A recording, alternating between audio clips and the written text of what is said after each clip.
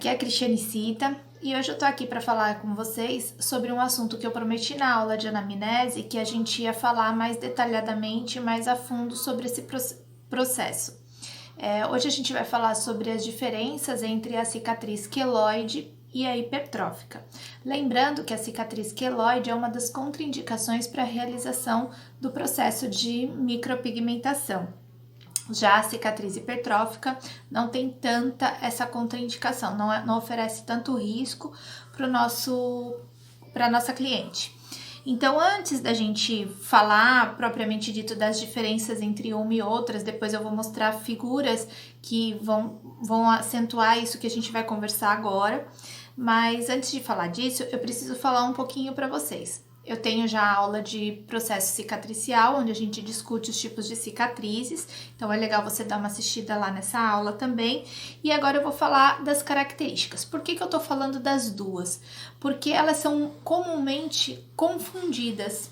Ambas apresentam algumas características comuns e algumas características que as diferem uma da outra. Então eu vou começar falando das características comuns, para a gente poder entender o porquê que confundem o queloide com a cicatriz hipertrófica, e depois a gente vai falar das particularidades de cada uma. Então, ambas são cicatrizes anormais e elas ocorrem por uma desregulação no processo de produção do colágeno e elastina. E essa alteração, elas acabam sendo produzidas de forma excessiva, ele produz muito colágeno, muita elastina, e faz com que a pele fique protuberante, com que ela fique elevada. Então essa é a principal característica, é uma cicatriz que ela é mais elevada, ela é mais visível, ela não fica no nível da pele, ela fica como se fosse um carocinho. Além disso, isso é caracterizado também um defeito no processo cicatricial.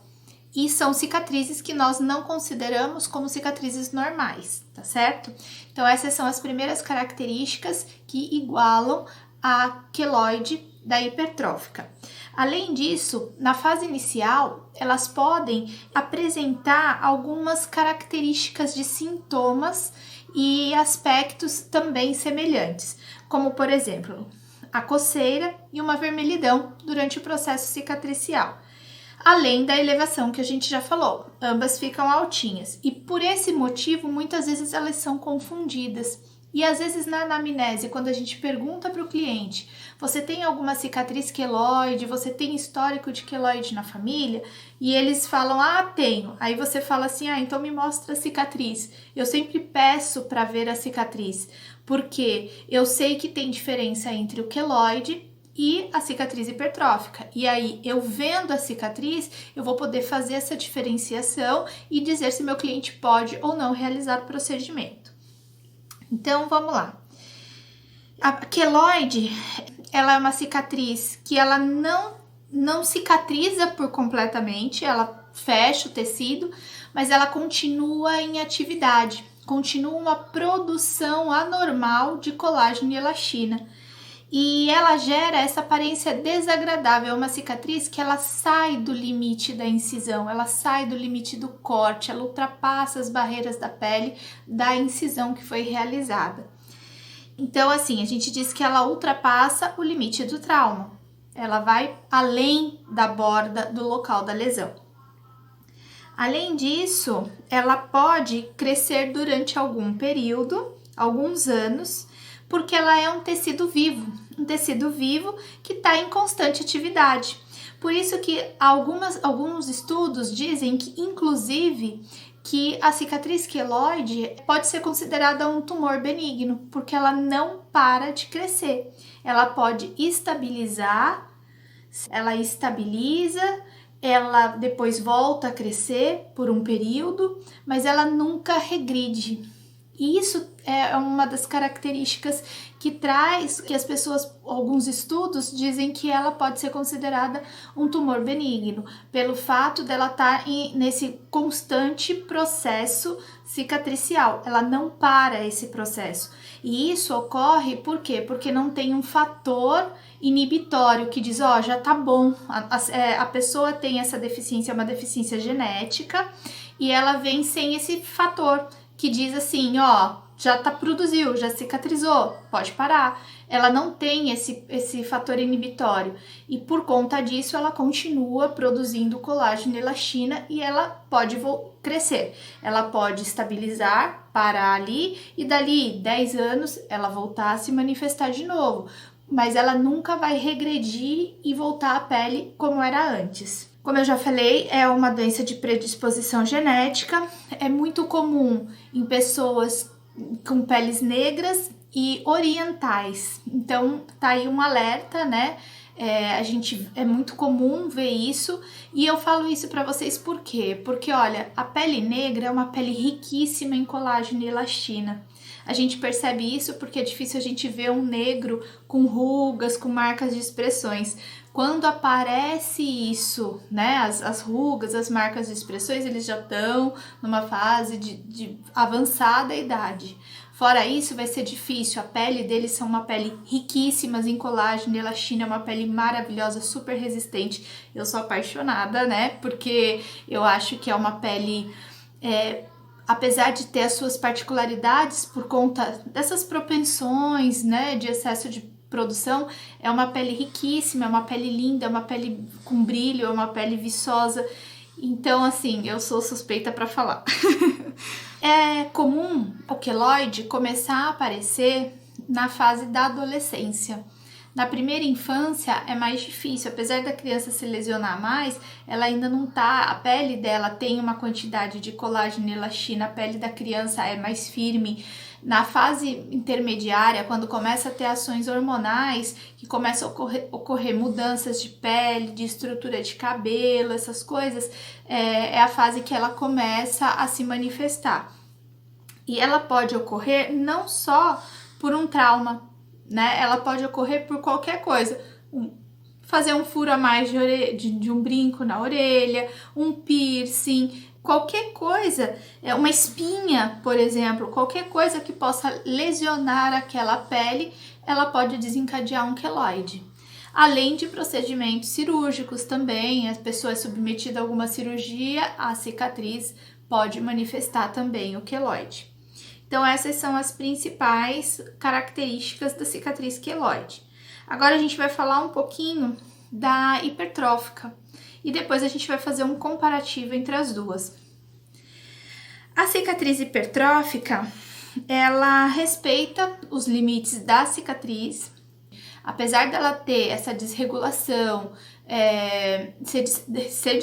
apesar dela ser desregulada e ter essa produção anormal de colágeno e elastina, ela respeita os limites do trauma, ou seja, ela ocorre uma elevação, mas ela não ultrapassa as bordas da lesão.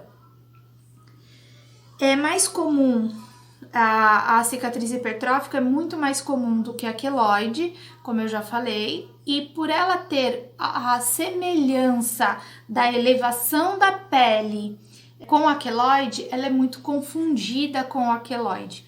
Então, às vezes a pessoa acha que tem uma cicatriz queloide, quando você vai verificar, é uma cicatriz hipertrófica. Ela não causa sintomas, tirando a coceira e a vermelhidão, que aparece nos primeiros momentos da cicatrização. E uma das principais características é que, com o passar do tempo, ela pode regredir. Ela se manifesta em torno de 2 semanas pós-trauma, enquanto a queloide ela pode aparecer de 3 a 4 semanas até alguns meses após a lesão.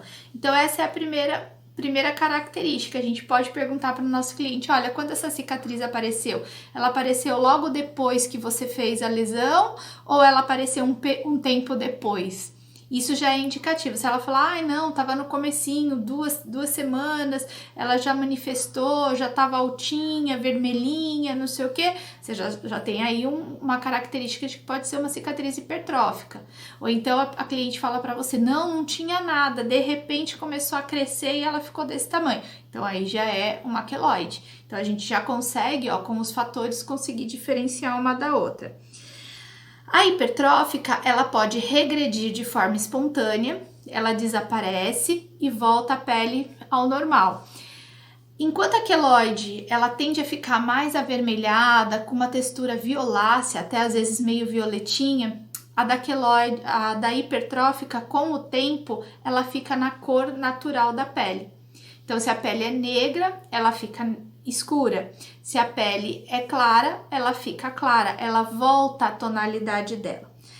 Enquanto que a queloide não responde a tratamento, a cicatriz hipertrófica, quando tratada para ter acelerar esse processo de regressão da cicatriz, ela responde melhor. Então, você tem alguns tratamentos que você pode fazer que vão acelerar esse processo de regressão da cicatriz hipertrófica. No início, como eu já falei, ela pode ficar meio avermelhadinha, né? Isso também deixa ela parecida com a cicatriz queloide, mas, como eu já falei também, ela regride e vai para a cor natural da pele. E uma característica também que eu acho bem importante, enquanto a queloide é de desenvolvimento genético e hereditário, né? Provavelmente, se seus pais tiveram, você vai ter, é uma alteração genética e tem predominância em algumas etnias, como negros e orientais. A hipertrófica, ela pode manifestar em qualquer etnia, ela não tem uma predominância étnica. E a fase de regressão, como eu já falei, ela regride espontaneamente, ela pode regredir entre 1 e 2 anos, enquanto a queloide não regride. E uma característica também que às vezes a gente não leva em consideração, mas é importante, eu não sei se vocês já viram aquelas cicatrizes que ficam com afundamento, que a gente chama de depressão. Isso é um tipo também de cicatriz hipertrófica, quando o corte é mais profundo e atinge a camada adiposa. Então, quando tem a lesão da camada adiposa, ela afunda e forma uma depressão da pele. E aí fica aquela pele fininha por cima, molinha, e quando você passa a mão você sente um buraco. Então esse é um tipo também de cicatriz hipertrófica, só que em vez dela ser elevada, ela tem uma depressão, tá certo? Então espero ter ajudado vocês a conseguirem entender a diferença da queloide, da cicatriz queloide para cicatriz hipertrófica. Por que que isso é importante pra gente? Imagina que no nosso trabalho, né, o procedimento que a gente realiza na sobrancelha, a gente vai fazer uma incisão. E se a pessoa tem a propensão do queloide, e o queloide ele se manifesta o quê? Por um processo cicatricial que não tem fim, imagina a gente abrir essa pele e ele sair essa carninha, a gente até brinca assim, fala, vai sair uma carninha. Não é, é a cicatrização, tem um aumento do colágeno e da elastina e ele sai ficando elevado. O que vai acontecer? Imagina isso no rosto. Eu tenho uma colega que ela tem e ela não sabia, ela fez as tatuagens, a gente descobriu isso pela tatuagem dela e eu fiz o procedimento na sobrancelha dela. Graças a Deus, a gente não teve problema nenhum. Mas eu descobri que ela tinha propensão do queloide, ou a cicatriz dela, que era hipertrófica no caso. Depois, estudando mais, eu descobri que não era queloide, era uma cicatriz hipertrófica, depois de ter feito o procedimento. Por isso que é muito importante a gente fazer a avaliação e ser uma avaliação bem detalhada. Eu falo que às vezes Deus abençoa a gente, faz com que nada de ruim aconteça, mas a gente não pode contar só com essa boa vontade. Na época ela foi minha modelo no curso, então a gente não tinha esse know-how e essa importância da avaliação. Então o que aconteceu? Ela foi para ser minha modelo no curso, aí fiz a avaliação, perguntei, básico, e não pedi para ver. Ela falou, não tenho, não sei o que. Ela falou, tenho tatuagem. Ela me mostrou algumas tatuagens que ela tinha e fiz o procedimento. Passou um período, um dia a gente estava em algum lugar, não lembro ao certo, e quando eu olho, ela tinha 3 borboletas assim no pescoço. E quando eu olhei, eu falei, nossa, que linda tuas borboletas. São em alto relevo. Eu achei que era alguma técnica de ilusão para dar aquele efeito de saliência e profundidade. Quando eu passei a mão, eu vi que não era. Eu entrei em pânico. Aí eu comecei, deixa eu olhar essa sua tatuagem. Aí eu falei, pelo amor de Deus, por quê? A gente tinha 15, 20 dias que eu tinha feito a sobrancelha. E eu fiquei preocupada, porque eu falei, da mesma forma que ela manifestou, ficou linda, gente, as borboletas dela são lindas, porque ficou um trabalho assim em alto relevo, ficou linda, um trabalho muito bonito. Mas foi uma reação à cicatrização. Então, na época, a primeira coisa que a gente pensa é já no queloide. Não é queloide, é uma cicatriz hipertrófica. Por que é uma cicatriz hipertrófica? Porque ela tinha os contornos bem definidos, ou seja, não ultrapassou o limite do trauma. E a queloide já não faria isso, a queloide teria ultrapassado e ela teria perdido aquele trabalho. E outro fator, ela tinha outras tatuagens que não manifestaram a cicatriz hipertrófica. Então, quando eu consegui entender o que estava acontecendo ali, porque a princípio a gente já se apavora, quando eu consegui entender o que estava acontecendo ali, naquele processo, eu falei, ufa, não tem. Pode acontecer? Pode, mas a chance é menor, né, do que num queloide, porque no queloide a gente sabe que é uma alteração genética e que bem ou mal vai acontecer, tem maior incidência de acontecer. Pode acontecer por um furo de brinco, imagina por várias incisões que a gente faz em um determinado lugar, levando a um processo inflamatório reparativo.